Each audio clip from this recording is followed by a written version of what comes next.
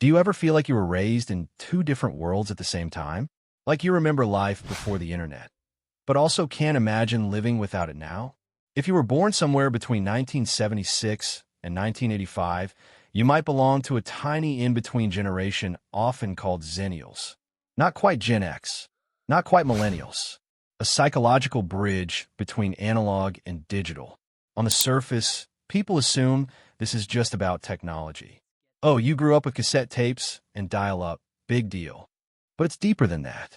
It's about how your brain was shaped during a cultural transition. And that transition quietly influenced how you think about work, relationships, success, and even identity. Let's rewind for a second. Imagine being a kid who played outside until the streetlights came on.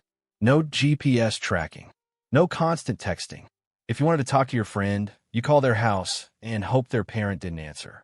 There was freedom in that, a kind of unfiltered, unsupervised independence. Psychologists know that unstructured play and physical world interaction build resilience and problem-solving skills. You learn to navigate boredom. You negotiated conflicts face-to-face. Your social skills were built offline. But then, just as your brain was entering adolescence, one of its most sensitive developmental windows, the digital world exploded. The internet arrived. Email. Early social media. Suddenly, identity wasn't just who you were in your neighborhood or school. It became something you curated, something visible. That dual exposure created something unique. Xennials often carry Gen X skepticism, a healthy doubt of authority, marketing, and corporate promises, but also the millennial adaptability to rapid technological change. You remember a time when privacy was normal, which is why you might still hesitate before oversharing online. Yet you adapted fast enough to build careers in digital spaces. Neurologically, that matters. The adolescent brain is highly plastic. It wires itself based on environment. So if your early childhood was analog and your teenage years went digital, your neural pathways learned both deep focus and constant stimulation. That's why many Xennials can concentrate without checking their phone every 2 minutes, but also feel a subtle anxiety if they're disconnected too long. It's a psychological tug-of-war between slow and fast worlds. There's also the economic layer. Many Xennials entered adulthood during major global shifts, recessions, corporate downsizing, the rise of gig culture.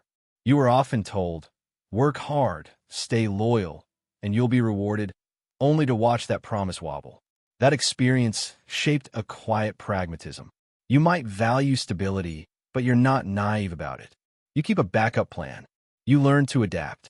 Emotionally, this generation often feels like the middle child of history.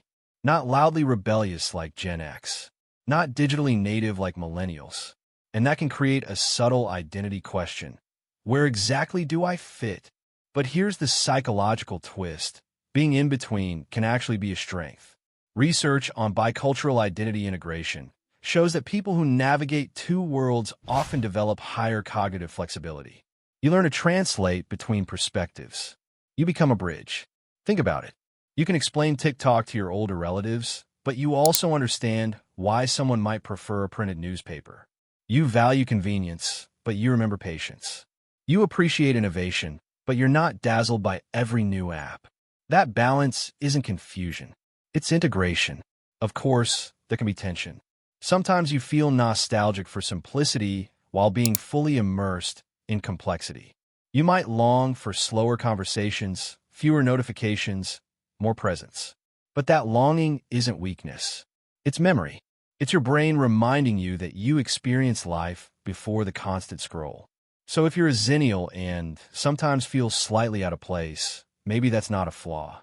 Maybe you're a translator between eras. A generation that remembers how things were and understands how they are. That perspective is rare. And I'm curious, if you fall into this in-between space, do you feel more analog or more digital at heart? Let me know in the comments. Because understanding where we stand in history isn't just trivia. It's psychology. And sometimes realizing you're the bridge is the most powerful identity of all.